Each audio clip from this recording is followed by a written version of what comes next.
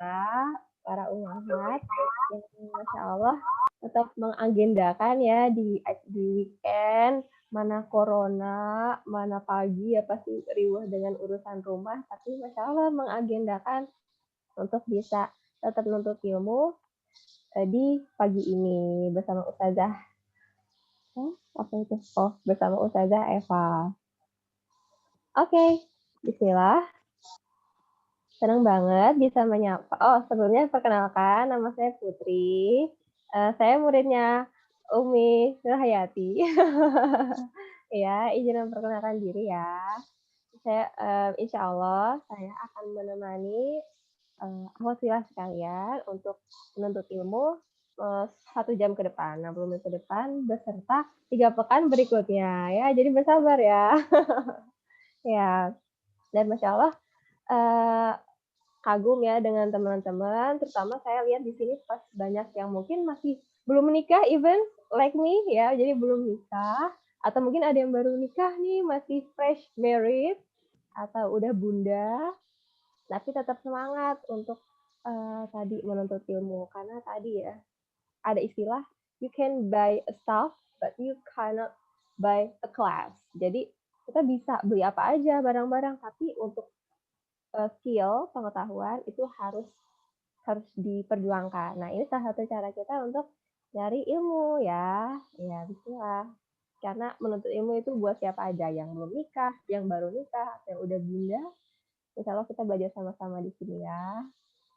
Oke, sebelumnya sama-sama kita bersyukur kepada Allah, segala puji bagi Allah Tuhan semesta alam yang Masya Allah udah memberikan kita kesempatan ya karena nikmat kesempatan itu yang paling mahal. Banyak di luar sana wanita-wanita yang mau bergabung dengan grup ini, tapi takdirnya mungkin tidak ada waktu atau tidak ada dana mungkin ya. Jadi Masya Allah teman-teman yang sudah di sini, teman-teman yang sudah di sini sudah Allah takdirkan mau dan juga berkesempatan hadir. Ya, oke. Ya, jadi di sini sama-sama kita manfaatkan nikmat kesempatan ini dengan sebaik-baiknya, ya. Dan sholawat serta salam, nggak lupa kita haturkan kepada Nabi Muhammad Shallallahu Alaihi Wasallam. Beliau itu adalah pemimpin terbaik, suami terromantis, ya, terus juga pedagang terjujur, pokoknya manusia terbaik. Sampai hari ini pun kita masih berusaha ya untuk meniru beliau. Amin. Ya, oke. Sesuai dengan agenda ini, bismillah. Saya akan bacakan dulu visi atau kurikulum vitae dari beliau ya. Nah, Bi, Abi dulu ke sono anterin makanan, ntar balik lagi. Oke. Apa pakai motor? Hari ini ustazah kita adalah Ustazah Hajah Eva Mundrika. Kamu mau ikut? CMA. Bisa di rumah ini sama Abi. Itu kan ada HP Abi, pakai HP Abi. Ya udah kalau mau ikut tuh diem. Mohon kepada untuk unmute ya. Oke. Ya oke teman-teman yang lain boleh di-mute sebentar ya. Nanti akan diberikan kesempatan juga. Oke. Ya, beliau saya ulangi ya. Beliau adalah Hajah Eva Muzlifa, SIMA. Beliau menempuh pendidikan S1 dan S2 Al-Azhar Universitas Kairo. Dan sekarang sedang S3 di UIN, jurusan Hukum Islam. Oke. Dan beliau kelahiran Jakarta 7 Juni 1975. Beliau sudah menikah tentunya dan memiliki 1 anak. Aktivitasnya apa aja? Beliau ini aktif sebagai Ketua Divisi Bidang Penyaluran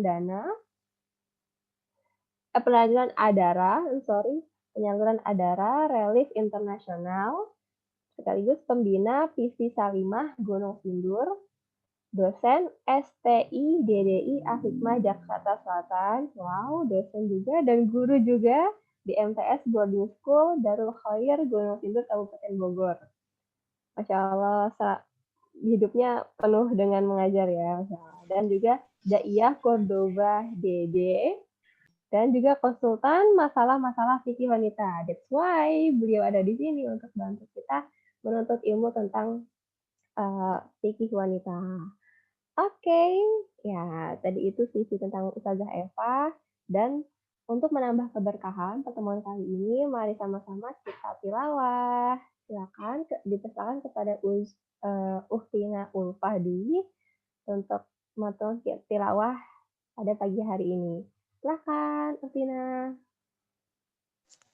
Baik, terima kasih Teh Putri. Mari untuk menambah keberkahan acara kita pada hari ini, kita buka dengan tilawah. Kita buka dengan tilawah surah An-Nisa halaman ke-84. Bagi yang mau menyimak, boleh dibuka mushafnya atau bisa juga mendengarkan. Ya. A'udzu billahi minasyaitonir rajim. Bismillahirrahmanirrahim. الرجال قوامون على النساء بما فضل الله بعضهم على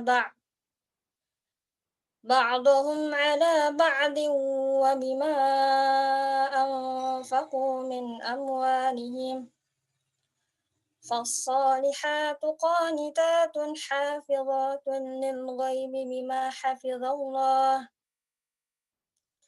واللاتي تخافون نشوزهن فعظوهن واهجروهن في المضاجع واضربوهن فإن أطعنكم فلا تبغوا عليهن سبيلا إن الله كان عليا كبيرا وإن خفتم شقاق بينهما فبعثوا حكما من أهله وحكما من أهلها إن يريدا إصلاحا يوفق الله بينهما إن الله كان عليما خبيرا واعبدوا الله ولا تشركوا به شيئا وبالوالدين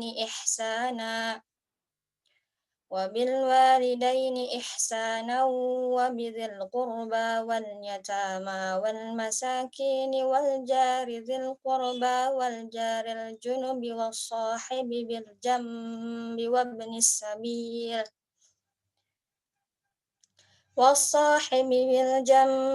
وابن السبيل وما ملكت أيمانكم إن الله لا يحب من كان مختالا فخورا الذين يبخلون ويأمرون الناس بالبخل ويكتمون ما آتاهم الله من فضله وأعتدنا للكافرين عذابا مهينا صدق الله العظيم. Baik, silakan Teh Putri. Tabarakallah. Ya, terima kasih jazakillah khair Ulfa. Semoga dengan dibacakannya Al-Quran tadi juga yang menyimak menambah keberkahan pertemuan kita kali ini ya. Amin. Oke. Bismillah. Ya, Ustazah Eva udah hadir di tengah-tengah kita, dan sebelum mulai saya persilakan akhwatila untuk mencari tempat kondusif, mungkin yang nggak banyak gangguan, ya kalau yang ada anak mungkin bisa dikondisikan, ya supaya tetap bisa fokus untuk menuntut ilmu di pagi hari ini. Ya, sama-sama kita mulai dengan ta'awudz, basmalah, dan salawat. A'udzubillahi minasyaitonirrajim. Bismillahirrahmanirrahim. Allahumma sholli ala Muhammad wa ala ali Muhammad. Ya, kepada Ustazah Eva, saya persilahkan. Mangga.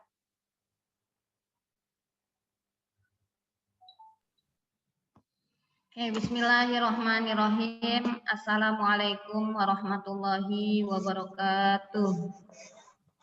Assalamualaikum warahmatullahi wabarakatuh. Alhamdulillahirabbil alamin wassalatu wassalamu ala asyrafil anbiya'i wal mursalin sayyidina wa habibina wa maulana Muhammadin sallallahu alaihi wasallam wa ala alihi wa sahbihi wa sallim. Amma ba'du. Puji syukur kehadirat Allah Subhanahu wa taala pada pagi hari ini. Allah Subhanahu wa taala mengizinkan kita untuk bisa bertemu secara online dalam kajian fikih. Insyaallah semoga apa yang disampaikan pada pagi hari ini menjadi ilmu yang bermanfaat buat dunia kita dan akhirat kita. Insyaallah. Salawat, salam kepada junjungan besar Nabi Muhammad Sallallahu Alaihi Wasallam yang telah menjadi suri tauladan yang baik buat kita, sehingga kita bisa menjalankan syariat ya dengan baik dan benar sesuai dengan contoh dan arahan daripada beliau. Alhamdulillah. Insya Allah tema kita pada pagi hari ini adalah tentang sumur dan kasur katanya. Ya, saya minta dijadiin co-host nih, tapi belum dijadiin co-host. Biar bisa share materi, saya bisa langsung share materi ya? Enggak jadi co-host? Bisa. Enggak bisa nih.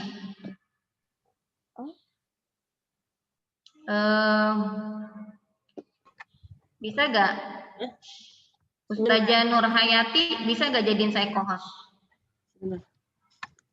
Sebentar saja, bentar. Ya.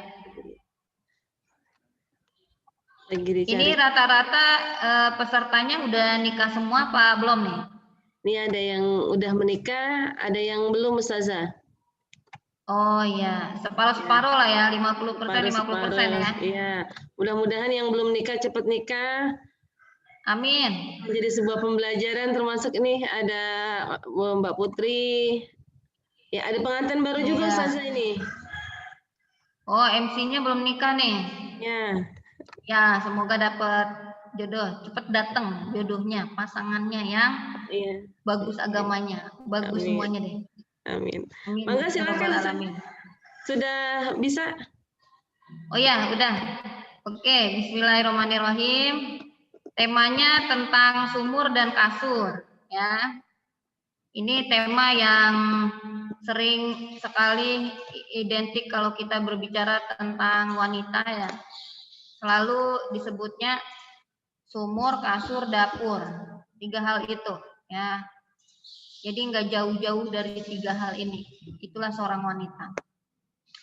Tapi subhanallah ya, wanita itu diciptakan oleh Allah Subhanahu wa taala dengan segala macam keindahan ya, kekurangannya dan juga kesempurnaannya ya. Karena manusia juga diciptakan oleh Allah Subhanahu wa taala sebaik-baik ciptaan yang sudah sangat sempurna sekali.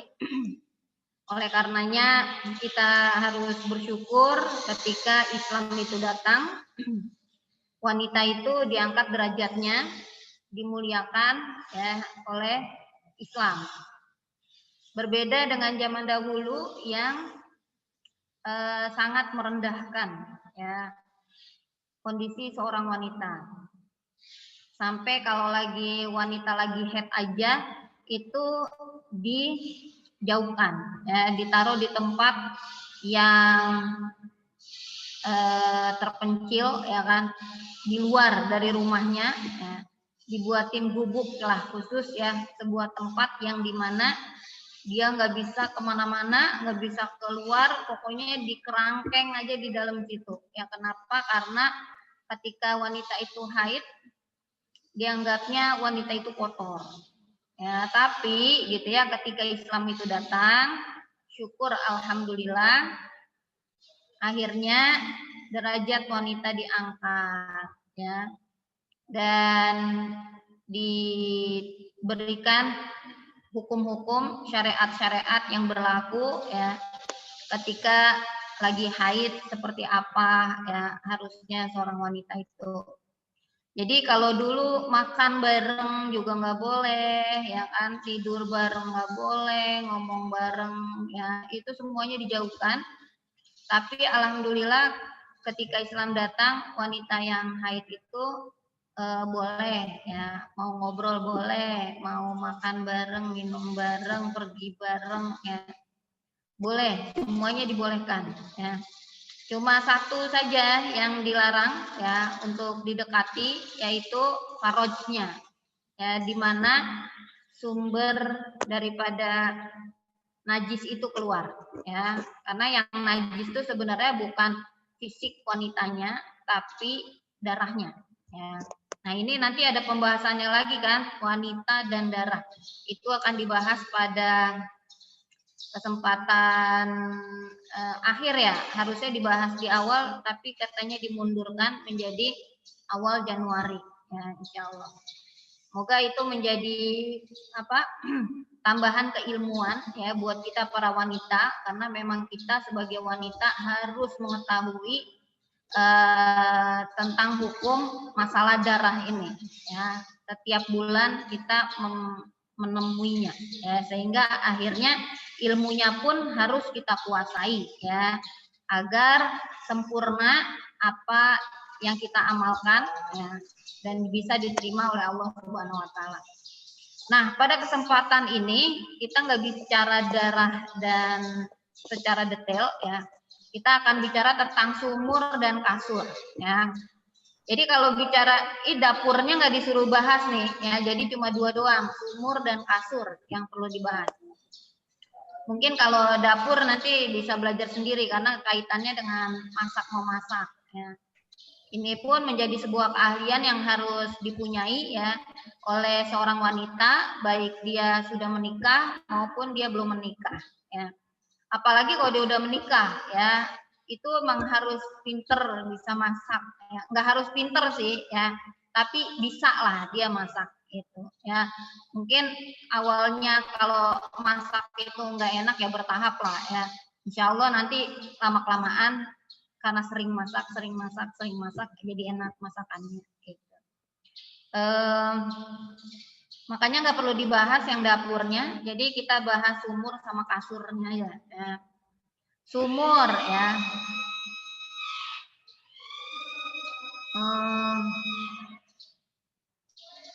Jadi sumur ini yang jadi bahasan kita itu adalah tentang toharoh ya, bab toharoh. Biasanya kalau bicara bab toharoh sebenarnya panjang ya, bahasannya banyak ya. Ada macam-macam air, ada segala macam lah ya. Tapi saya coba bahas masalah sumur ini tentang kebersihan dan kesucian. Ya, bagaimana kita bisa menjaga kebersihan dan kesucian ya dalam kehidupan kita sehari-hari. Karena kebersihan dan kesucian ini ya bukan hanya penting ya dalam kehidupan dunia kita, tapi juga sangat penting ya mempengaruhi dengan ibadah yang kita lakukan. Hampir semua ibadah itu diantara syarat sahnya sebuah ibadah ada toharoh di sana, harus bersih ya.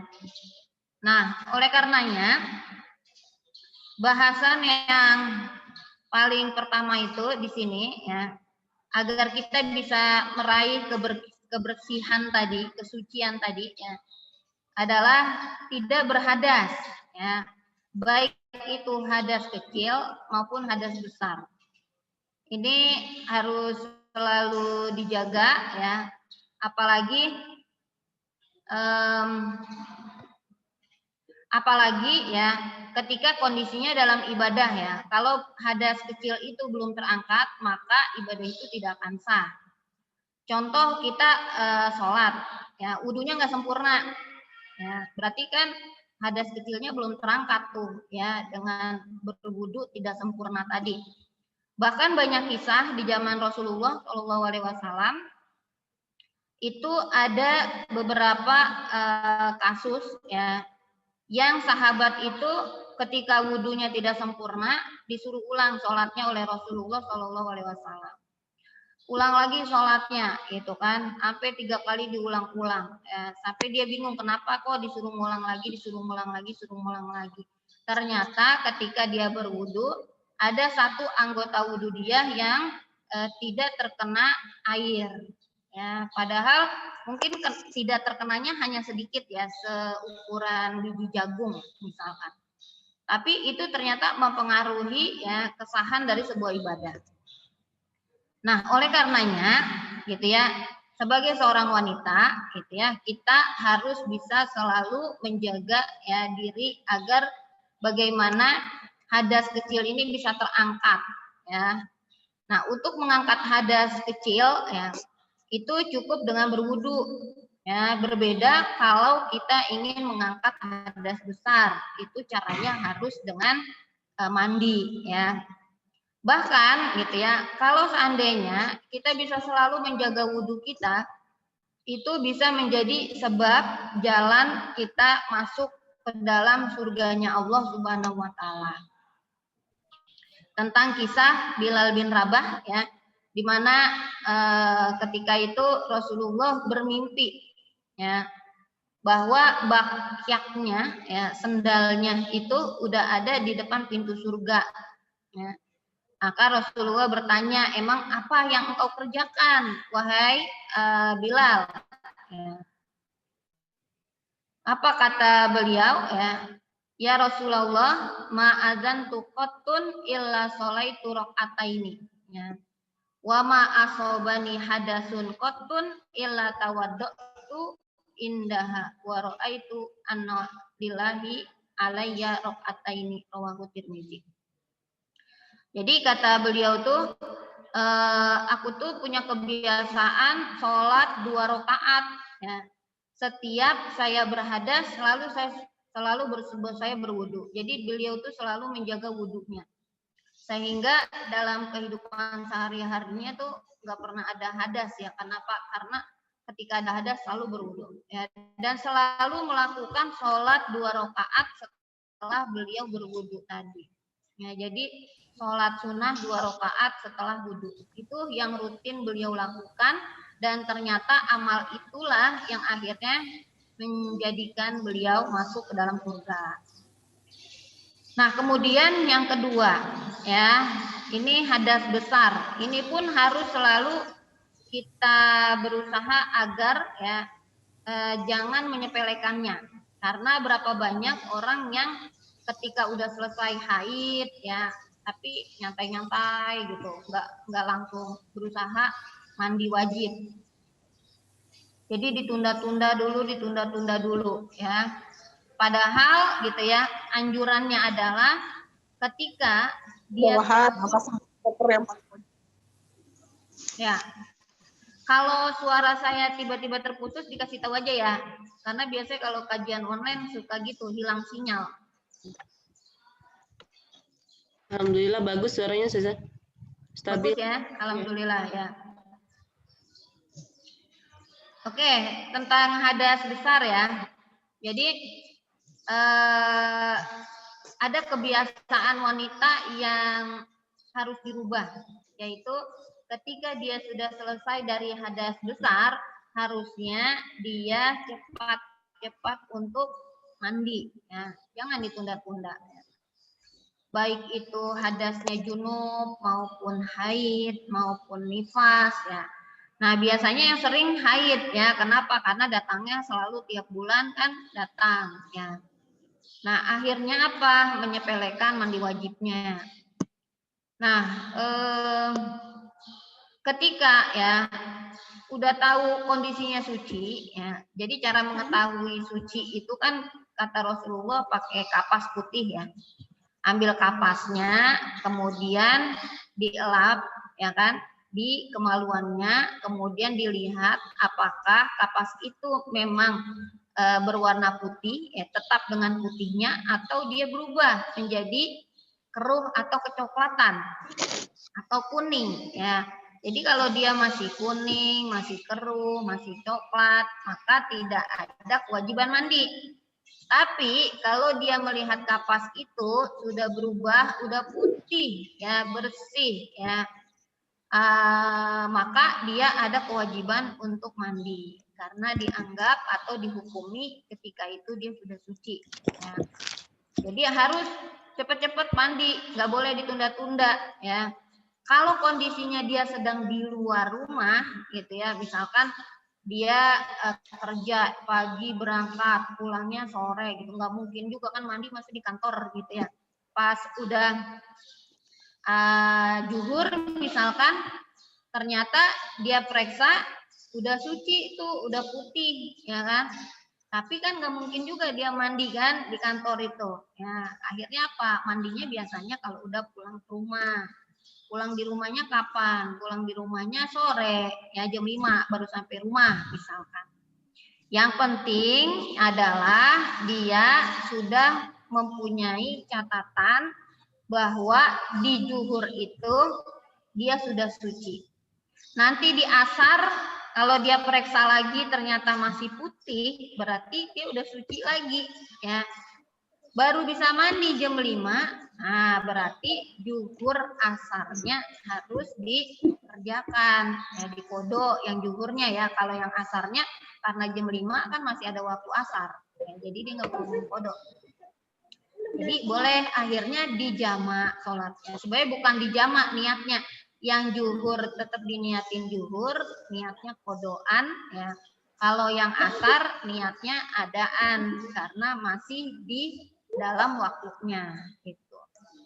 Nah, hadas besar ini dia tidak bisa terangkat kecuali dengan mandi, ya. Kalau dengan berwudu, ya, nggak bisa terangkat hadas ini, ya. Tapi gitu ya, nanti ada di dalam fikih itu ada yang namanya ruksoh, ya, keringanan-keringanan yang diberikan ketika kondisinya memang dia tidak mampu untuk mandi, maka dia boleh dengan berwudu. Ya, bahkan boleh modelnya wudu sama tayamum digabung. Ya, wudu dan tayamum digabung. Ya. Kayak cerita yang di zaman Rasulullah itu ketika dia ada kewajiban mandi, ya kan, karena mimpi basah, ya, sahabat ini. Kemudian dia harus mandi di subuh hari, tapi dia punya luka di kepalanya. Kemudian dia bertanya kepada sahabat, bagaimana ini? Apakah saya harus tetap mandi? Ya, ternyata sahabat bilangnya harus mandi, gitu ya. Walaupun kepala kamu luka, walaupun kamu nggak boleh gunakan air, tetap kamu harus mandi. Gitu. Akhirnya dia mandi, ternyata meninggal, ya sahabat ini. Dan sampailah kabar itu kepada Rasulullah SAW. Dan akhirnya apa kata Rasulullah? Kalian sudah membunuhnya. Ya. Jadi harusnya ya cukup buat dia bertayamum saja kata Rasulullah. Ya, jadi cukup dia anggota tubuh yang dia boleh kena air, dia kenakan air, tapi lukanya yang nggak boleh kena air cukup ditayamumkan saja. Ya, tayamum maknanya di sini bukan dengan debu sih, ya, tapi dengan air, ya, air yang tidak mengalir. Jadi air itu cukup basah di tangan aja gitu, diusap, ya, diusap di mana ada lukanya itu, ya, di atas perbannya misalkan diusapnya. Seperti itu yang dimaksud oleh Rasulullah SAW, ya. Jadi ada model mandi yang akhirnya campuran gitu, ya, nggak semuanya air mengalir, ya, tapi ada air yang cukup diusap saja. Nah, kemudian ya Rasulullah sendiri gitu ya, itu selalu menjaga wudhunya, ya, dan juga selalu menjaga itu dari hadas besar, ya. Jadi kebiasaan Rasulullah tuh kalau selesai junub, ya, melakukan hubungan seksual dengan istrinya, itu beliau selalu berwudu, ya. Gosala farjahu wawat watawat doa lisolah. Ya. Beliau selalu mencuci kemaluannya dan berwudu untuk sholat. Ya. Padahal kondisinya sedang junub. Ya, itulah kebiasaan yang dilakukan oleh Rasulullah SAW. Nah, kemudian ya, selain kita harus menjaga dari hadas kecil, hadas besar, ya, kita pun ada dalam Islam itu disunahkan untuk menjaga sunanul fitrah. Ya, ada 5 ya, disebutkan dalam hadis ya, apa saja itu? Pertama al-khitan, al-istihdad ya, khitan sunat ya, istihdad mencukur bulu kemaluan, wa qassu syarib mencukur kumis ya, wa taqlimul azafir memotong kuku, wa natful ibti ya, dan mencabut bulu ketiak ya, ya, dianjurkan ya untuk tidak mendiamkan ya rambut-rambut ini semua ya, itu lebih dari 40 hari ya, sebagaimana hadis di bawahnya, waqatalana fi qassi syaribi wa taqlimil azafiri wa natfil ibti wa halqil anati alla tatruk aksar min arba'ina lailah ya. Jadi dia memberi waktu ya kepada kami untuk mencukur kumis, memotong kuku, ya, mencabut bulu ketiak dan bulu kemaluan. Itu tidak boleh mendiamkannya lebih dari 40 malam. Ya, hadis riwayat Muslim.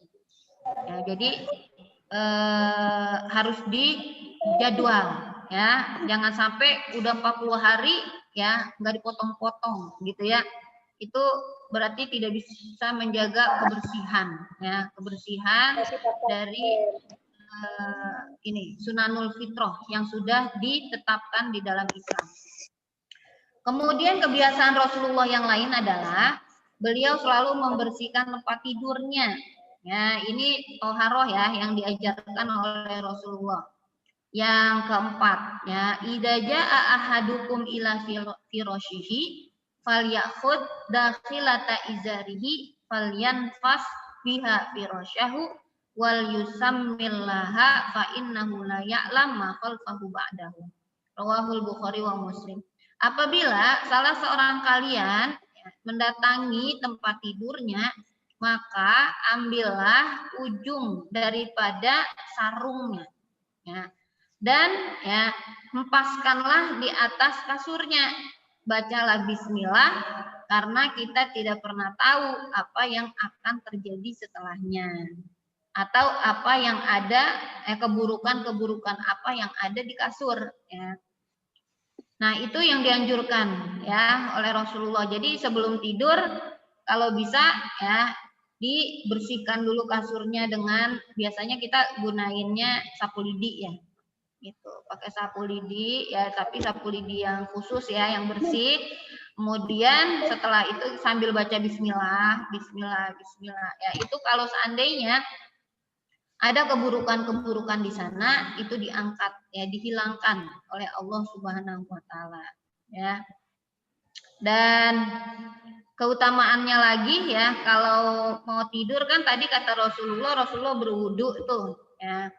Jadi berwudunya tuh bukan selesai junub doang, bukan, tapi setiap mau tidur itu mah Rasulullah selalu menjaga wudunya. Karena keutamaannya adalah orang yang berwudu sebelum tidur dia akan dijaga oleh malaikat. Ya, sampai paginya dijagain satpam gitu ya. Ini bukan satpam lagi yang jagain ya, tapi malaikat yang menjaga ya. Keamanannya udah nggak perlu diragukan kalau malaikat yang jaga ya, aman ya dari semua kejahatan ya, makhluk gaib dan manusia itu sendiri. Sehat ya. Nah, itu ya masalahnya boleh silakan ditanyakan saja ya berkaitan dengan itu. Nah, sebelumnya di sini ada mandi ya, cara mandi wajib yang diajarkan oleh Rasulullah SAW. Coba saya mau tanya ya, Siapa yang tahu rukun mandi?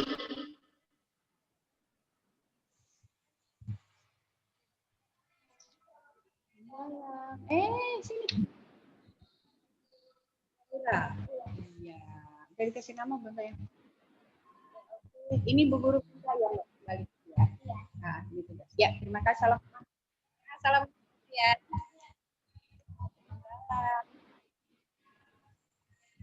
Halo? Ayo ibu-ibu yang sering mandi, sudah tahu rukun mandinya? Iya, biasanya sering mandi, tapi ketika ditanya rukun mandi pada nggak tahu. Ada malu-malu nih kayaknya Ustazah nih.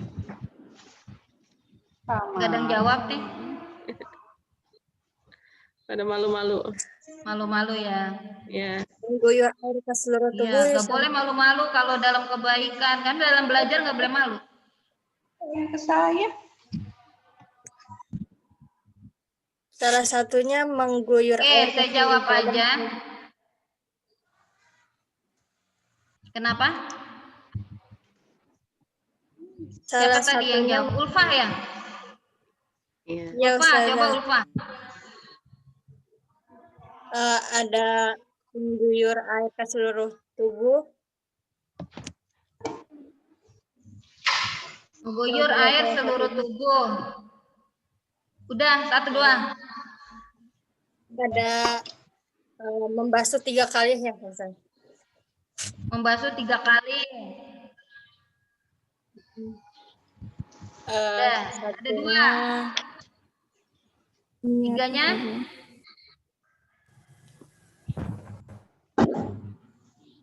Mengguyur tubuh yang lain ya, Ustazah. Yes. Ini yang jawab gadis nih Ustazah. Mengguyur tubuh yang lain dengan air. Tadi udah kan? Yang pertama. Niat. Oke, nih ada yang niat terlebih dahulu Niat. katanya nih. Tuh. Niat Ustazah. Oh iya, Ya. Iya, sama-sama. Membersihkan najis. Membersihkan najis. Membasuh air ke seluruh tubuh. Membasuh air ke seluruh tubuh.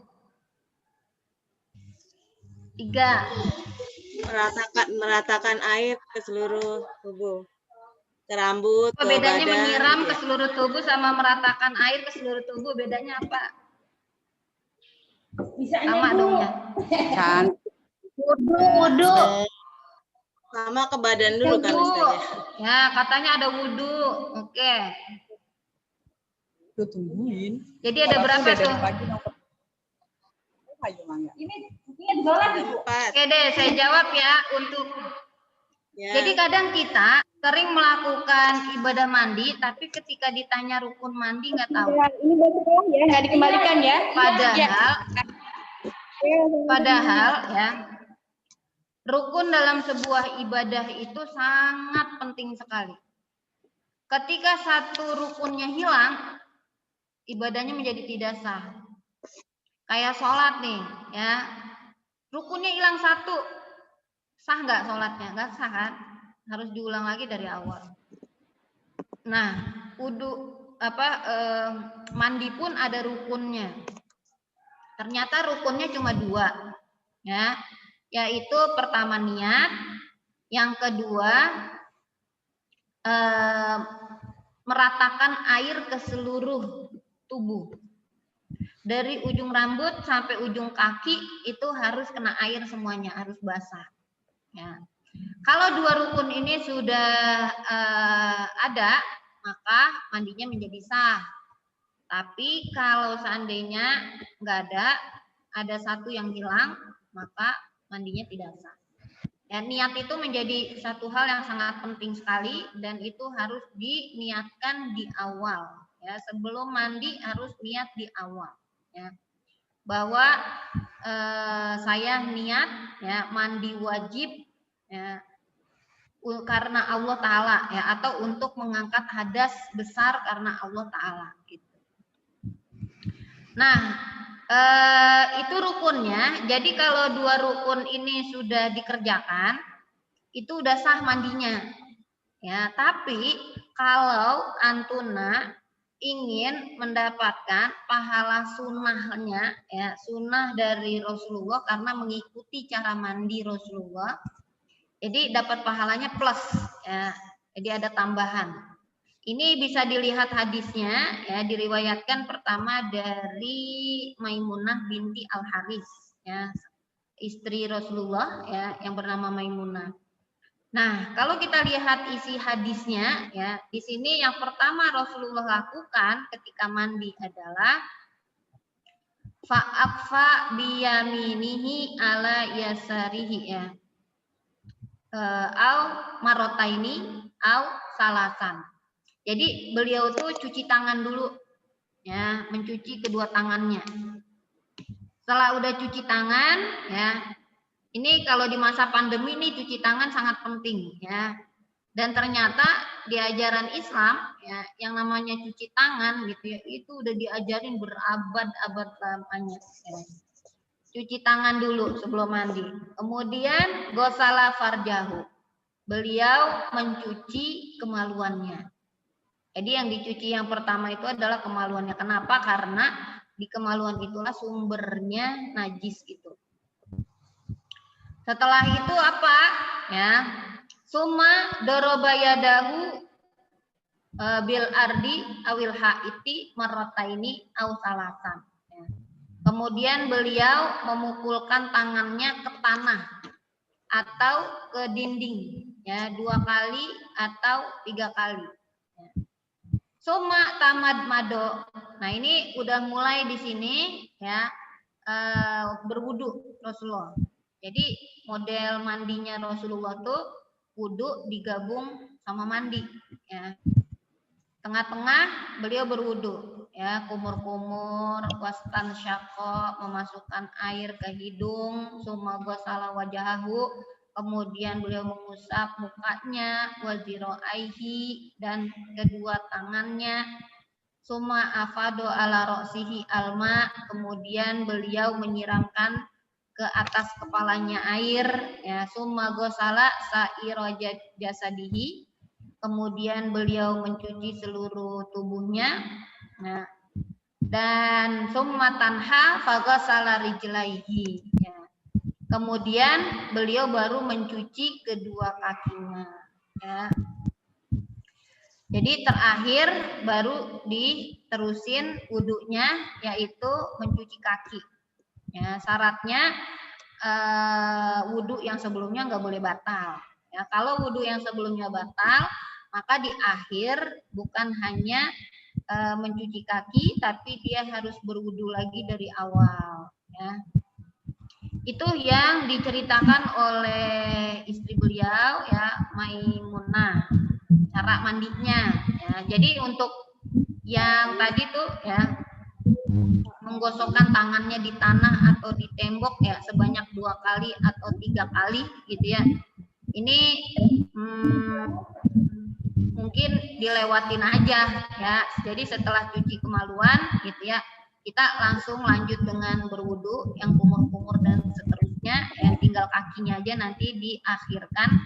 Setelah itu mandi, ya, siram kepalanya kayak kita mandi wajib, ya, keramas kalau kita bilang, ya, keramasin kepalanya, selesai, udah, baru nanti kaki terakhir. Ada hadis kedua, ya, ini hadis yang dari Aisyah radhiyallahu anha. Nah, kalau di hadis ini, ya, cara beliau mandi itu pertama adalah beliau mulai dengan mencuci kedua telapak tangannya, sama, ya, dengan yang tadi. Kemudian berwudu. Nah, di sini nggak disebutin, ya, mencuci kemaluan, ya, jadi langsung berwudu sebagaimana wudunya untuk sholat. Setelah itu memasukkan jari-jarinya ke dalam air, ya, kemudian menyela dasar rambutnya. Jadi sebelum air itu disiram langsung ke kepala, itu anjurannya rambut tuh dibasah-basahin dulu, ya, biar nggak kaget kena air mungkin, ya. Kemudian menyela dasar rambutnya sampai beliau menyangka air telah sampai di dasar kepalanya dengan kedua tangannya sebanyak 3 kali. Kemudian beliau menyiram seluruh tubuhnya. Ya, jadi setelah itu baru beliau menyiram seluruh tubuhnya. Ya, pakai sabun, ya kan, yang sela-sela, yang lipatan-lipatan itu semuanya harus terkena air. Ya, jangan sampai tidak terkena air. Ya, nanti tidak sah mandi. Nah, kemudian yang kedua yang ingin kita bahas adalah tentang kasur. Ini kalau udah bicara kasur, ya, babnya apa? Ya kan, babnya tentang nikah, otomatis. Ya, nikah ini juga bagian dari sunnah Rasulullah. Ya, siapa yang menolak, ya, sunnah ini, maka kata Rasulullah, faman rogibaan sunnati falaisa minni. Yang menolak sunnahku berarti tidak termasuk golonganku. Ya. Oleh karenanya, ya, nikah ini sebuah sunnah yang sangat dianjurkan oleh Rasulullah SAW, ya, dalam agama kita, agama Islam. Ada satu doa yang selalu kita baca, ya, setiap selesai sholat tuh, Robbana atina fid dunya hasanah wa fil akhirati hasanah. Ya. Nah, ini kalau menurut Ali bin Abi Thalib, ya, radhiyallahu an, hasanah yang dimaksud di ayat ini itu adalah istri solihah. Ya, ya Allah, berikanlah kami di dunia, ya, istri solihah, gitu. Ya, hasanahnya istri solihah. Wa fil akhirati hasanah, dan di akhirat juga kebaikan. Ya, kebaikan apa di akhirat? Ya, kalau di akhirat kebaikannya masuk surga, kemudian apa? Di atas itu, ya, dapat nikmat yang banyak, ya kan? Kalau di dalam surga kan tempatnya kenikmatan. Jadi semua kebaikan itu emang udah pasti ada di dalam surga itu sendiri. Yang wanita nggak tua, ya kan, makan nggak kenyang gitu ya, itu semuanya adanya di surga. Nggak ada yang namanya pakai buang air di sana. Itu udah kebaikan yang banyak lah, ya. Nah, kalau kebaikan yang itu disebutkan, ya, dijelaskan oleh Ali bin Abi Thalib, ya, radhiyallahu an, adalah istri solihah, ya, karena bisa menyejukkan pandangan mata, ya, kalau istri solihah itu. Kemudian kalau menurut Ibnul Jauzi, ya, radhiyallahu an, ya, itu ada 7 tafsiran, ya, tentang kebaikan. Salah satunya adalah istri solihah juga, ya. Jadi banyak para ulama mendefinisikan Robbana atina fid dunya hasanah, ya, hasanahnya itu adalah istri solihah, ya. Nah, jadi kita sebagai seorang wanita itu mempunyai peran ada 2, ya. Pertama menjadi istri, kedua menjadi ibu, ya. Nah, kalau yang belum nikah berarti punya perannya, dia sekarang menjadi seorang anak, ya, dari orang tuanya, ya. Tapi buat yang sudah menikah, dia mempunyai 2 peran, sebagai istri dan sebagai ibu, ya. Nah, di dalam rumah tangga, gitu ya, kalau kita udah bicara tentang pernikahan, ya, itu diantaranya disebutkan dalam hadis pernikahan itu adalah separuh agama, ya. Kenapa gitu ya? Karena, ya, penerapan agama itu dia teraplikasi di dalam sebuah rumah tangga, ya. Bagaimana dia bergaul, bagaimana dia berkomunikasi, bagaimana dia memberi rezeki, ya, bagaimana semualah cara bagaimana dia bergaul kepada manusia, gitu ya, dan juga kepada Allah Subhanahu wa taala, itu semuanya diterapkan dalam rumah tangga. Sebagaimana kata Rasulullah, sebaik-baik sebaik-baik manusia adalah yang baik kepada keluarganya, kan gitu. Ya. Jadi ketika dia bisa baik kepada keluarga, gitu ya, insya Allah dia akan baik kepada manusia secara umumnya. Ya. Akhlaknya, agamanya, gitu ya, insya Allah baik gitu. Ketika dia bisa baik di dalam keluarganya. Nah, tapi, gitu ya, ketika pernikahan itu pun terjadi, pemimpin dalam rumah tangga itu adalah laki-laki, ya, bukan seorang wanita. Karena bunyi ayatnya surat An-Nisa ayat 34 ini, ar-rijal qawwamuna 'alan nisa. Ya, laki-laki itu akan menjadi pemimpin buat para wanita. Jadi ini sebuah hukum yang baku, tidak bisa berubah-berubah. Dia tidak akan berubah dengan kondisi istrinya lebih banyak loh penghasilannya. Istrinya lebih sibuk loh di luar rumah. Istrinya lebih banyak loh hartanya. Gitu ya. Istrinya tuh keturunannya lebih mulia daripada suaminya. Gitu. Apakah akhirnya bisa berubah gitu ya, kepemimpinan itu berada di tangan wanita, di tangan istri. Nggak bisa berubah.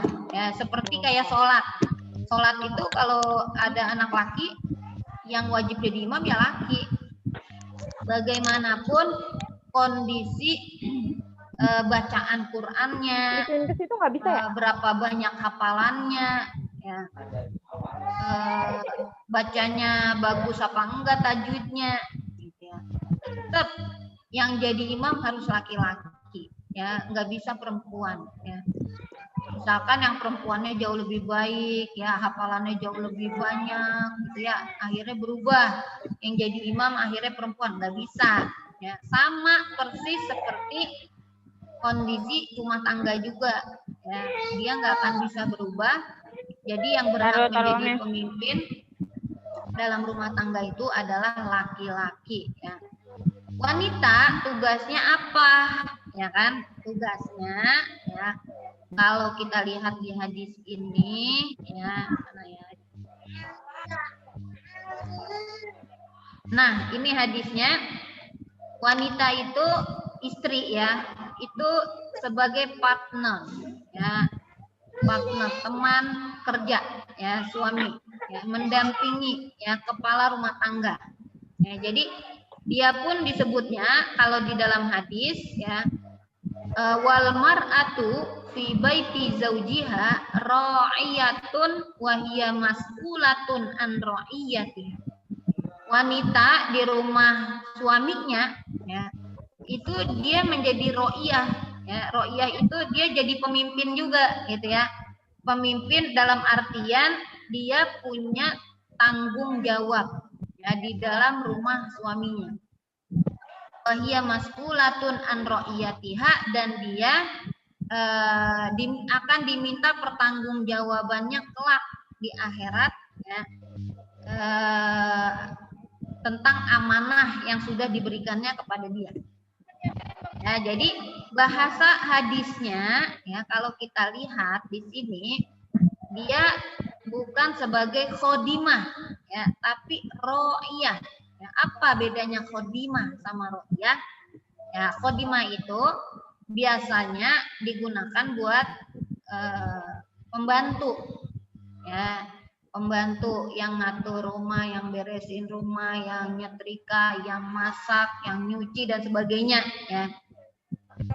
Nah, itu disebutnya khodimah, ya, karena dia ngebantu urusan rumah tangga, ya. Dan ro'iyah ini tugasnya sebenarnya jauh lebih banyak, ya.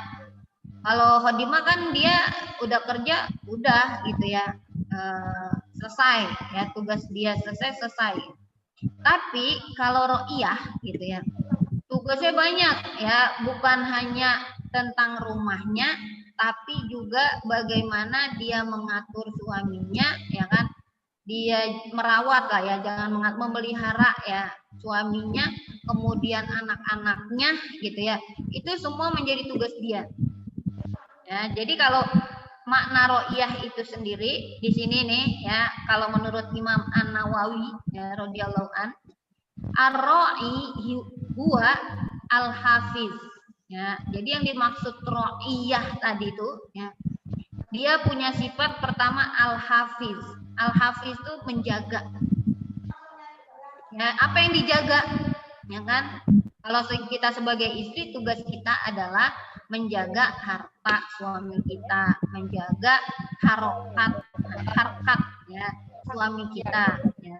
Makanya nggak boleh kalau jadi istri itu mulutnya ember, ya kan? Nah, ceritain kejelekan suaminya, kemana-mana diceritain. Ya, itu nggak boleh. Kenapa? Karena ya, ketika dia buka aib dia, sebenarnya dia membuka aib dia sendiri. Ya. Makanya harus bisa saling menutupi. Ya, hunna libasul lakum wa antum libasul lahun. Ya, mereka pakaian buatmu, kamu pakaian buat mereka. Gitu. Jadi saling menutupi. Ya. Kalaupun terjadi sebuah masalah ya dalam rumah tangga, itu yang diajarkan di dalam Islam adalah menentukan seorang hakam ya atau seorang penengah ya, orang ketiga ya yang bisa mendamaikan ya keduanya. Jadi kalau dua-duanya udah nggak bisa menyelesaikan masalah gitu ya, baru ngomong dikit aja udah berantem ya, ngomong dikit baru berantem gitu ya, akhirnya nggak bisa komunikasi dengan lancar ya di antara dua pasangan itu, maka dia membutuhkan ada orang ketiga. Nah, kita boleh ceritakan aib itu atau masalah yang sedang dihadapi kepada orang ketiga ini. Syaratnya orang ketiganya memang mampu untuk bisa kita harapkan menyelesaikan masalah rumah tangga. Ya, jangan sampai kita cari orang ketiga, ternyata orang ketiganya juga nggak mampu ya menyelesaikan masalah kita. Sehingga akhirnya apa? Masalah itu bukan semakin kecil atau bisa selesai, malah semakin besar akhirnya. Ustazah Eva. Nah, ya. Ustazah, ya. Punten Ustazah 10 menit lagi untuk materi, nanti 15 menit. Oh iya, 10 menit lagi ya. Oke. Mangga. Nah, jadi untuk ro'iyah di sini maknanya al-hafiz, yang menjaga, ya, al-mu'tamin, ya, yang amanah, ya, dipercaya, ya, al-multazim, sholah ma qoma alaihi, ya.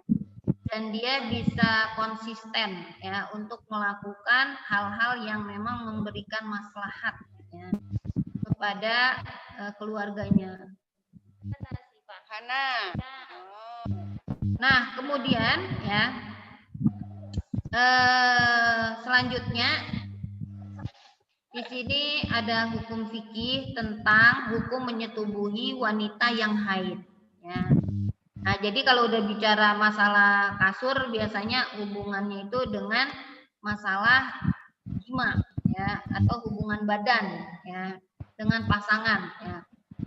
Nah, kalau si istri misalkan lagi haid ya, boleh nggak disetubuhi ya oleh suaminya?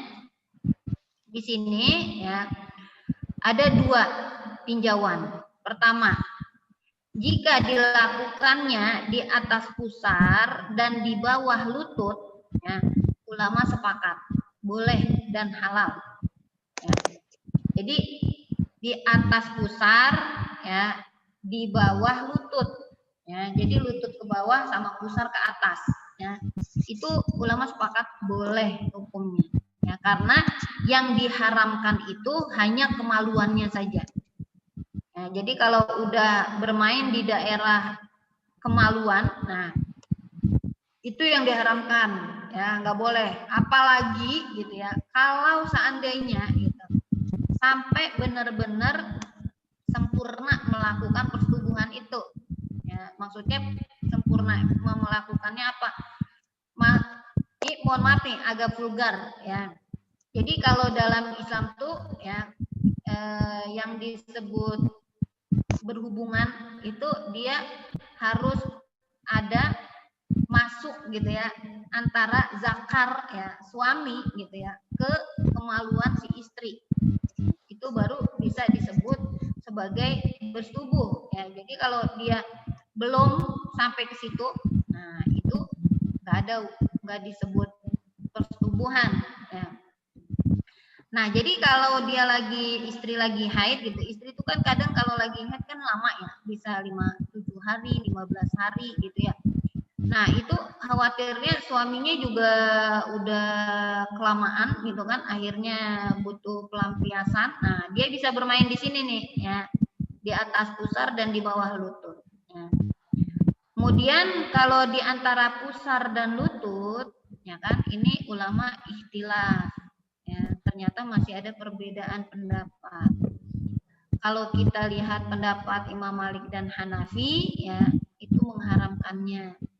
Ya, istilah jumhur lah nih ya, jumhur ulama, mayoritas ulama mengharamkannya. Yang kedua Imam Ahmad, ya itu pelarangannya hanya bersifat makruh kata beliau. Jadi kalau makruh masih boleh dilanggar. Ya. Bahkan beliau juga mengatakan bisa jatuh ke mubah, ya mubah tuh boleh hukumnya. Kemudian yang ketiga, sebagian mazhab Syafi'i, ya jika hal itu dapat menahannya dari mendekati faraj, ya karena lemah syahwatnya atau kekuatan waroknya, ya, maka dibolehkan.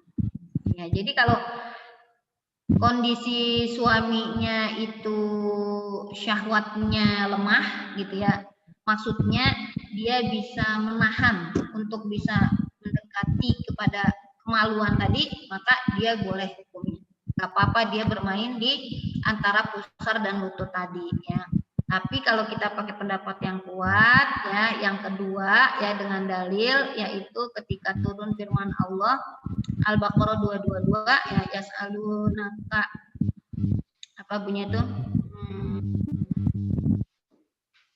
Tentang haid, fa'tazilun nisaa fil haidi gitu ya. Beliau bersabda ya, kerjakan apapun ya kecuali nikah atau faraj ya. Jadi boleh saja bermain di pusar dan lutut itu gitu ya, kalau memang gitu ya bisa menjaga dirinya untuk mendekati ya, untuk tidak mendekati kemaluannya. Karena memang pada dasarnya ulama itu sepakat untuk di kemaluan saja yang diharamkannya itu ya, yang lainnya mah nggak apa-apa, boleh ya. Nah, hukumannya kalau seandainya ya sampai kebablasan gitu ya, akhirnya ya bermain di sekitar faraj, maka ya sesuai hadis ini ya, hadis diriwayatkan oleh Abu Dawud, itu diharuskan membayar kafarat ya. Apa tuh kafaratnya? Bersedekah 1 dinar atau setengah dinar ya. Ini pilihannya kok bisa 1 dinar setengah dinar ya. 1 dinar dianjurkan kalau dia menyetubuhi wanita itu di awal-awal masa haid, jadi darahnya masih banyak gitu ya, akhirnya bersetubuh dengan istrinya. Nah itu kafaratnya bayar 1 dinar. Nah, harga 1 dinar tuh sekarang berapa? 2 juta ya. Harga kambing kalau nggak salah. Ya. Dia setara dengan harga kambing. Nah, kalau dia mendekati istrinya itu sudah di akhir-akhir masa haid dia, itu dia perlu bayar setengah dinar saja. Ya, setengah dinar.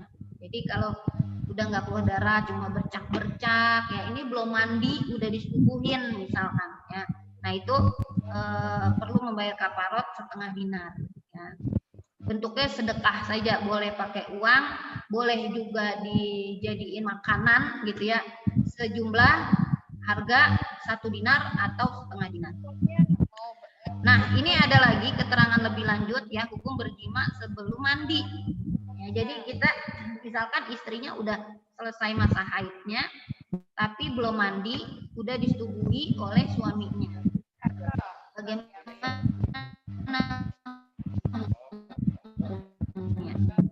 ya? Pertama menurut jumhur ya, kalau menurut mayoritas ulama hukumnya hukumnya nggak boleh. Jadi disebut suci itu dengan mandi, bukan dengan berakhirnya darah. Jadi harus ya, itu namanya belum suci. Ya makanya nggak boleh disubuhi karena dia masih haid disebutnya. Kalau dia udah mandi, nah disitulah baru bisa disebut suci. Ya. Itu pendapat jumhur. Kemudian kalau yang kedua Hanafiyah, ya, jika selesai haid pada masa maksimal haid, ya, kalau Hanafiyah kan menentukan maksimal haid itu cuma 10 hari. Ya, beda dengan yang jumhur, yaitu 15 hari. Ya. Maka boleh, tapi jika selesainya kurang dari masa tersebut, maka tidak boleh. Ya, jadi kalau misalkan dia haidnya udah 10 hari, terus dia belum mandi, disetujui oleh suaminya, ini boleh, nggak apa-apa. Tapi kalau dia hari kelima haid, gitu ya, udah nggak ada darahnya, ya, tapi dia belum mandi dan hari kelima, gitu ya, disetujui oleh suaminya. Nah ini juga kalau menurut Hanafiyah tidak boleh, ya. Nanti terkena hukum kafarot tadi. Adapun Al-Auza'i, ya Imam Al-Auza'i, ya jika telah berhenti darahnya, kemudian dia mencuci kemaluannya dengan air, maka dibolehkan walaupun dia belum mandi. Ya. Kenapa terjadi khilafiyah seperti ini? Ya, karena ada perbedaan penafsiran surat Al-Baqarah ayat 222 tadi. Di lafaz faiza tatoharna, ya, apabila telah suci. Nah, apakah sucinya seluruh tubuhnya dengan mandi atau suci farotnya dengan berhenti darah? Jadi ada perbedaan pendapat ulama menafsirkan bersihnya ini loh. Sucinya ini maksudnya suci dari apa? Ya, apakah suci itu dengan mandi atau suci itu dengan tidak adanya darah? Buat yang menafsirkan ayat ini, sucinya ya dengan berhentinya darah, berarti dibolehkan dia berhubungan badan sebelum mandi, gitu ya. Tapi buat mereka yang punya tafsiran, ya, sucinya itu adalah dengan mandi, gitu ya, maka mereka mengharamkan atau melarang ya untuk melakukan hubungan badan sebelum mandi. Itulah awal sebabnya kenapa terjadi khilafiyah. Ya, jadi dalam Al-Quran sendiri kan kadang lafaz Al-Quran itu kan ada juga yang sifatnya lafaznya tuh zoni, ya, zoni dilalah namanya, ya, zoni dilalah. Jadi penunjukan lafaznya tuh gak jelas sehingga akhirnya menimbulkan multi tafsir. Ya, kalau lafaznya jelas, dia nggak akan menimbulkan multitafsir. Nah, kayak gini lafaznya termasuk yang tidak jelas, ya. Atau disebutnya zonni dilalah, ya, faiza tatoharna. Sehingga akhirnya apa? Muncullah multi tafsir, ya. Jadi banyak tafsiran, ya. Begitu. Semoga bisa dipahami. Karena waktunya juga saya rasa mungkin udah habis ya, tadi katanya tinggal 10 menit.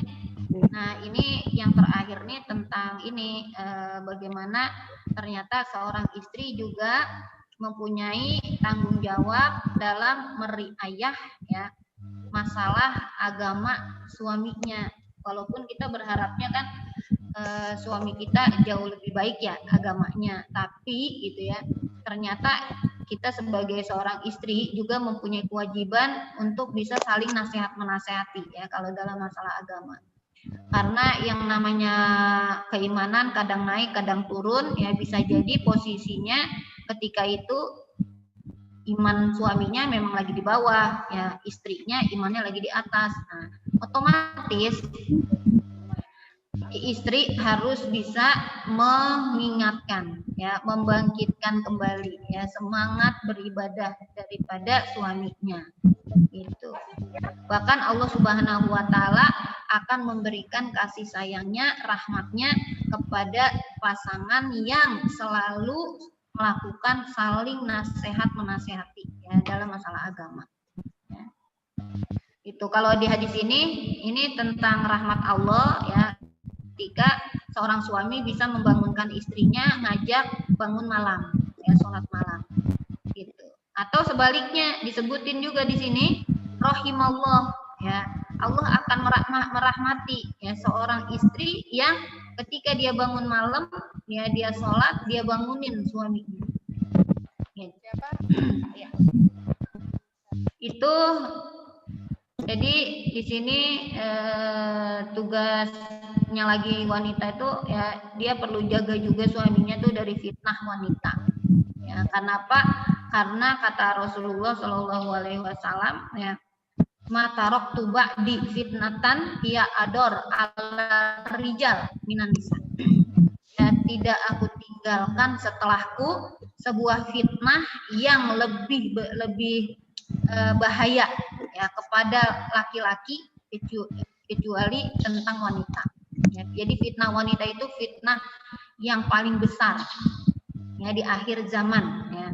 Makanya kita sebagai seorang istri juga harus ya berkewajiban untuk menjaga ya suami kita dari fitnah wanita ini. Ya, apalagi sekarang banyak ya tentang pelakor dan sebagainya ya. Nah, caranya A, B, C ya bisa dibaca. Pertama, menjaga pandangannya dan memuaskan syahwatnya, memadamkan api fitnah yang datang dari wanita lain. Kemudian yang C-nya jangan menjadi sebab terjadinya fitnah wanita. Ya. Jadi jangan sampai kita malah menghadir fitnah itu ya di depan suami kita. Ya. Itu kemudian udah ini saling memberi nasihat, mendoakan ya. Terus menjaganya ya agar tidak terjadi kezaliman ya, selalu bisa berbuat adil. Kemudian istijabah dengan ajakan ya kebaikan suami ya. Jadi jangan selama yang diperintahkannya itu sebuah kebaikan, maka kita sebagai seorang istri ya harus selalu bisa mentaatinya ya, taat tunduk patuh pada suami kita gitu ya. Walaupun mungkin awal-awal lagi capek, males ya, terpaksa melakukannya gitu ya, tapi insya Allah ya semoga itu menjadi ladang pahala ya buat kita. Itu.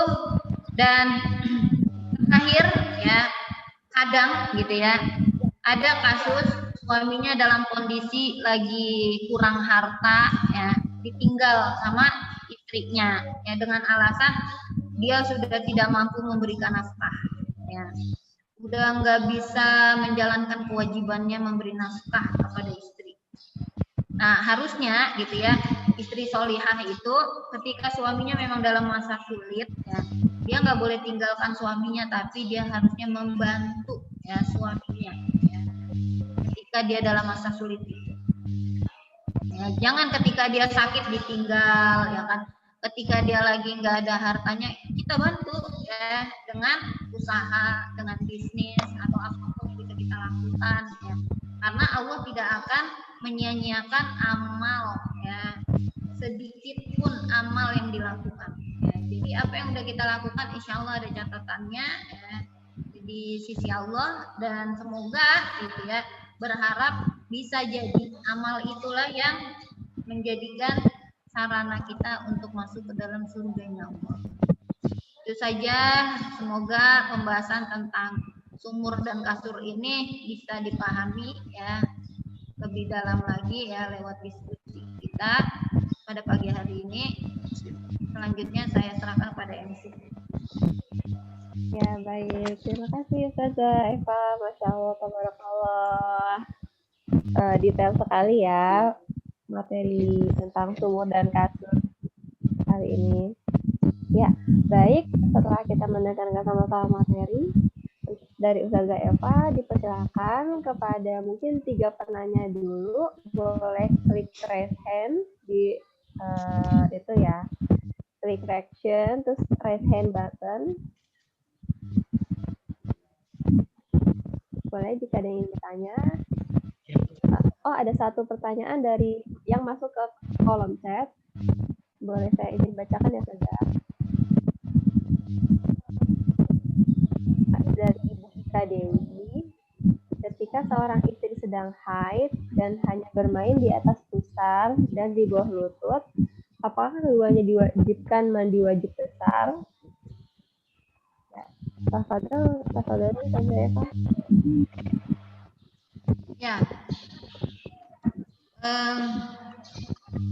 Jadi yang mewajibkan mandi itu salah satunya.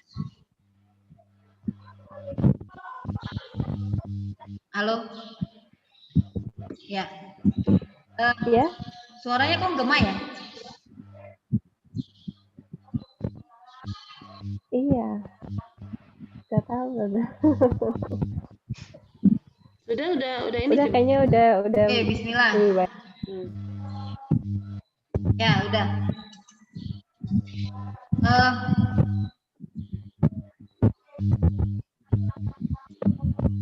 Jadi ada yang mewajibkan mandi itu adalah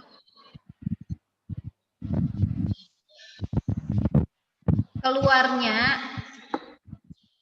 sperma.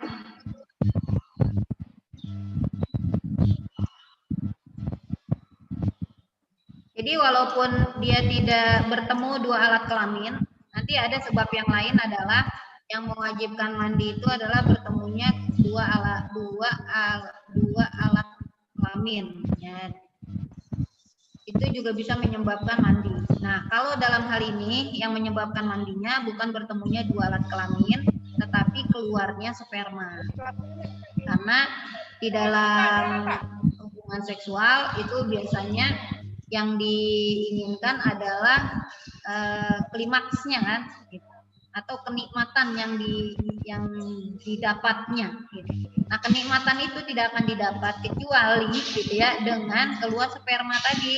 Kalau laki-laki ya, kalau perempuan ya nilai klimaksnya tadi ya ketika kenikmatan itu dia rasakan, nah disitulah ada kewajiban mandi.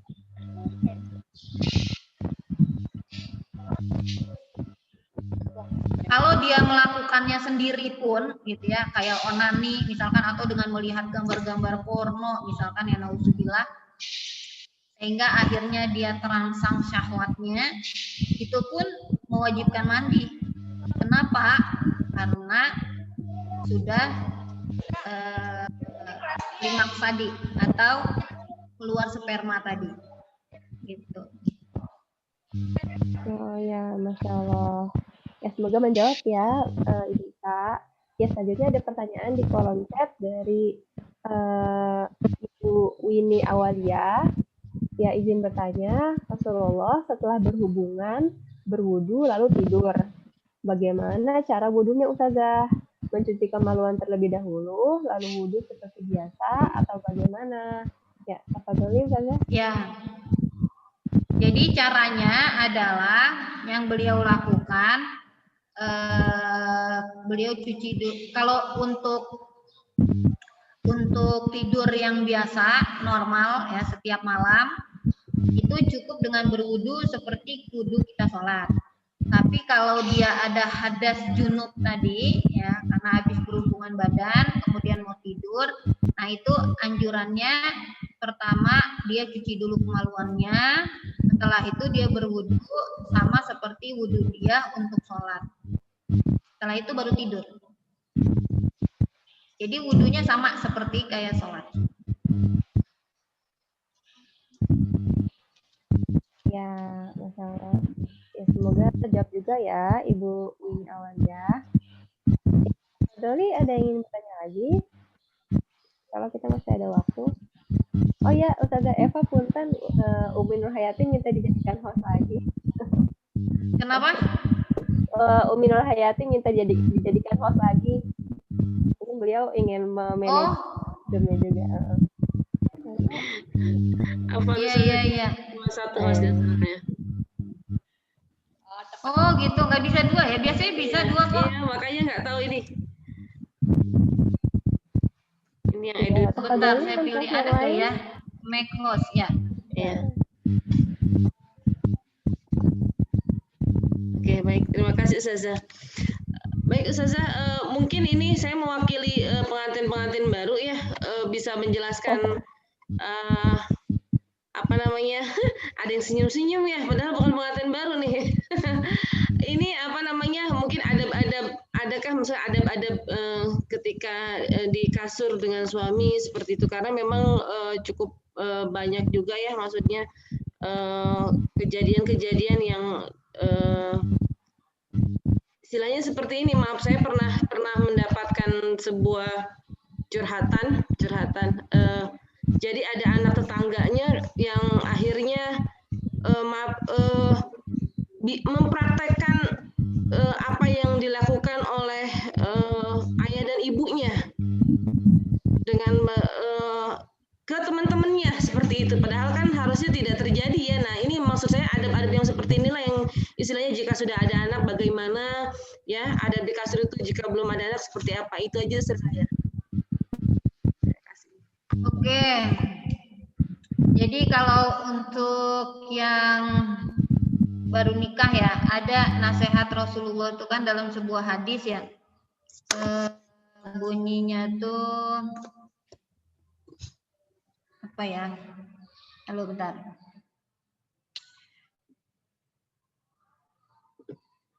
Idza tazawwaja ahadukum imra'atan, ya. Apabila salah seorang kalian menikahi wanita, maka peganglah ubun-ubunnya, ya, lalu bacalah basmalah, serta doakanlah dengan doa berkah seraya mengucap, ya, Allahumma inni as'aluka min khairiha wa khairi ma jabaltaha alaihi wa a'udzu bika min syarriha wa syarri ma jabaltaha alaihi. Gitu ya. Jadi disunahkan untuk memegang ubun-ubun ya istrinya, kemudian dia berdoa ya agar diberikan kebaikan yang ada pada istrinya gitu dan menjauhkan keburukan yang ada pada istrinya. Kemudian melakukan sholat sunnah ya kan 2 rakaat ya kan. Setelah itu disanjurkan untuk bercanda-bercanda dulu gitu ya. Jadi enggak langsung to the point ya, canda ya kan, ngelucu ya, apalah gitu ya, bercumbu lah disebutnya di situ ya, dengan kelembutan dan kemesraan gitu. Baru setelah itu bermain ya, bermain dalam hubungan badan ini. Nah, untuk jika dia mempunyai seorang anak, memang anjurannya adalah untuk bisa menjaga ya jangan sampai gitu ya hubungan ini terlihat oleh anaknya. Karena apa? Karena anak itu juga kan dia belum sempurna akalnya ya. Jadi apa yang dia lihat tuh terkadang di pikiran dia beda ya. Disangkanya menyakiti ibunya. Ada kan yang seperti itu punya penilaiannya. Nah, kenapa bisa seperti itu ya? Karena memang anak-anak belum sempurna gitu akalnya ya. Usianya masih muda ya. Jadi dia belum berpikir atau memahami apa yang dipahami oleh orang dewasa gitu. Oleh karenanya alangkah baiknya kalau ketika akan berhubungan badan memang harus tahu kondisi ya, tempat ya, dan waktu ya, jangan cuma hanya mengandalkan hawa nafsu saja ya. Jadi hanya karena nafsunya naik gitu misalkan kemudian tidak memperhatikan lagi ya bagaimana kondisi sekitarnya, bagaimana waktunya ya dan sebagainya gitu. Nah, itu nanti akan memberikan mudarat yang lebih buruk akhirnya ya kalau buat anak tadi ya. Nah, itu kalau untuk cara bermain dalam berhubungan badan sih tidak pernah dijelaskan ya secara detail dalam syariat kita gitu ya. Mau ngelakuinnya di atas kasur, mau di kamar mandi, mau di mana gitu ya. Itu terserah aja gitu, nggak dijelaskan gitu ya. Cuma memang alangkah baiknya ya untuk menjaga dari pandangan manusia lain karena kalau ada yang melihat gitu kan, nah, itu akan menimbulkan mudarat yang lebih besar akhirnya. Ya, ya itu ya. Jadi ada kaidah tuh kan mengatakan ad-dororu yuzal ya. Yang namanya mudorot ya itu memang harus dihilangkan. Kemudian la dororo wala diror. Tidak boleh melakukan atau menghilangkan mudorot itu dengan mudorot juga. Ya. Jadi dia ingin melampiaskan hawa nafsunya, tapi kalau dia melampiaskan hawa nafsunya, akhirnya menimbulkan mudorot yang lain. Ya, misalkan anak yang melihat gitu, imbasnya jadinya mudorot kepada anaknya, gitu kan? Itu pun dilarang di dalam Islam. Ya. Bahkan anjurannya jangan dilakuin dulu gitu. Kalau apa yang dia lakukan akan menimbulkan mudorot lagi, ya, akan menyebabkan kerusakan, ya kan, akan keburukan, akan menimbulkan keburukan lagi. Gitu. Seperti itu mungkin ya. Wallahu a'lam. Ya, Masya Allah, tabarakallah. Terima kasih banyak Ustazah Eva untuk Ya, sama-sama. Ya, untuk ilmunya, sharing dan sebagainya. Insya Allah sangat bermanfaat untuk kita, baik yang belum nikah, yang baru nikah, atau mungkin yang sudah menjadi bunda, sudah punya anak, untuk mengevaluasi lagi ya sejauh mana kita sudah menjadi istri yang baik. Apakah ibadah-ibadah nikah sebagai ibadah juga mengganggu ibadah kita aslinya, seperti saat karena tadi perlu untuk memperhatikan toharoh itu sendiri ya Ustazah ya. Iya. Ya. Baik. Bagaimana Umi? Langsung ditutup aja atau di pertanyaan lagi ya Umi? Umi Rahayati. Kalau masih ada pertanyaan mungkin satu lagi.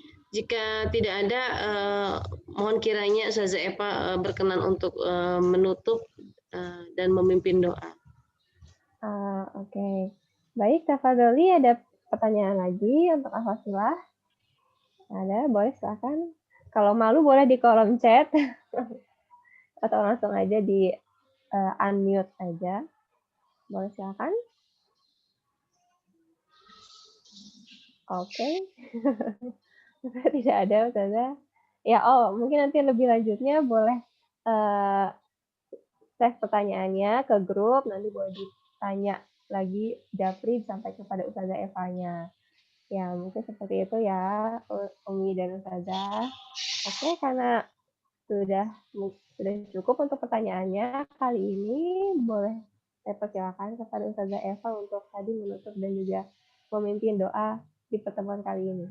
Monggo Ustazah. Ya, alhamdulillahirabbil alamin. Mari sama-sama kita tutup kajian kita pada pagi hari ini dengan pembacaan istighfar sebanyak-banyaknya. Astaghfirullahalazim, astaghfirullahalazim, astaghfirullahalazim. Kemudian kita baca surat Al-Fatihah. Semoga dengan surat Al-Fatihah ini Allah Subhanahu wa taala memberikan kebaikan ya kepada kita, kepada keluarga kita. Ya. Buat yang belum nikah ya, didatangkan jodohnya, pasangannya yang baik agamanya, ya, baik fisiknya, baik semuanya. Dan buat yang sudah menikah, semoga Allah Subhanahu wa taala selalu menjaga rumah tangganya, ya, menjadi rumah tangga yang selalu dipenuhi dengan sakinah, mawaddah, warahmah. Ala hazihi niyah wa ila hadratin Nabil Mustafa Al-Fatihah. A'udzubillahi minasyaitonirrajim. Bismillahirrahmanirrahim. Alhamdulillahirabbil alamin. Ar-Rahmanir-Rahim. Maliki yaumiddin. Iyyaka na'budu wa iyyaka nasta'in. Ihdinas siratal mustaqim. Siratal ladzina an'amta 'alaihim ghairil maghdubi 'alaihim waladdallin. Amin. Astaghfirullahalazim, astaghfirullahalazim, astaghfirullahalazim. Alhamdulillahirabbil alamin. Hamdan yuwafi ni'amahu wa yukafi'u mazidah. Ya Rabbana lakal hamdu kama yanbaghi li jalali wajhika wa 'azimi sultanik.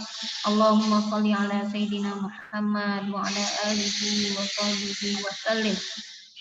Rabbana hab lana min azwajina wa dzurriyyatina qurrata a'yun waj'alna lil muttaqina imama. Allahumma Allahumma aslih lana dinana alladhi huwa ismatu amrina wa aslih lana dunyana allati fiha ma'ashuna wa aslih lana akhiratana allati ilaiha ma'aduna waj'alil hayata ziyadatan lana fi kulli khair waj'alil mauta rahatan lana min kulli syarr. Allahumma khtim lana fi husnil khatimah wa la takhtimna fi su'il khatimah. Allahumma a'inna ala zikrika wa syukrika wa husni ibadatik. Rabbana atina fid dunya hasanah wa fil akhirati hasanah wa qina azabannar. Subhana rabbika rabbil izzati amma yasifun wa salamun alal mursalin walhamdulillahi rabbil alamin. Assalamualaikum warahmatullahi wabarakatuh. Waalaikumsalam warahmatullahi wabarakatuh. Jazakumullah khair Ustazah Eva. Ya wa iyakunna. Alhamdulillah. Saya pamit ya. Kita foto Ustazah. dulu ya Ustazah sebentar Oh, ya. foto dulu. Oh ya, boleh. Yuk, mudah-mudahan yang lainnya bisa untuk dibuka fotonya. Kameranya, iya, tafadhali silakan diaktifkan kameranya. Mangga, alhamdulillah. Ayo Mbak Amel, Oh iya, yang belum Mbak Nur Hanifah. bisa saling kenal karena memang sebenarnya masih banyak yang belum bisa join hari ini. Mudah-mudahan kedepannya bisa makin banyak lagi Lengkap, yang join full karena di daftar peserta sampai dengan 60 sebenarnya, tapi mungkin banyak yang berhalangan hari ini. Sudah? Iya, sudah. Belum semua buka ya, jadi kita masih kondisikan dulu untuk slide. Mangga Mbak Afifah Janan, eh, Mbak Nur Hanifah, Iya, silakan. mohon maaf untuk tentang seputar darah, insya Allah nanti kita akhiri ya, karena kemarin terkendala dengan beberapa hal, jadi kita undur ke bulan Januari. Mudah-mudahan Allah berikan kita kemudahan untuk tetap bisa belajar. Jazakumullah khairal jaza bagi yang sudah hadir ya, yang memang inilah Allah ya meridhoi pertemuan kita, dan ibu-ibu di sini adalah orang-orang yang Allah pilih untuk bisa tetap belajar dan semangat belajar. Baik, bisa kita mulai? Mangga, Umi. Ya, dari slide pertama, 1, 2, 3. Oke, slide berikutnya, 1, 2, 3. Terima kasih. Slide berikutnya. Sudah, oke. Terima kasih banyak ibu-ibu semua. Saya ucapkan sekali lagi jazakallahu khairan jazaa, Ustazah Eva. Jazakumullah khair. Ya, sama-sama. Manfaat. Silakan Mbak Putri ditutup. Oh ya, Masya Allah. Ya, terima kasih banyak Umi, Ustazah Eva, dan teman-teman semua. Umahat, alhamdulillah. Sampai ketemu lagi pekan depan. Kita belajar bareng lagi. Wah, ada kucing. Oke. Tadi udah ditutup istighfar dan segala macam. Semoga tetap semangat sampai pekan depan. Wassalamualaikum warahmatullahi wabarakatuh. Bye-bye. Waalaikumsalam. Wabarakatuh. Tafadhali, Terima silakan. kasih ya. Oke. Bye-bye kucing. Silakan, tafadhali. Boleh di-leave. Tafadhal. Ya.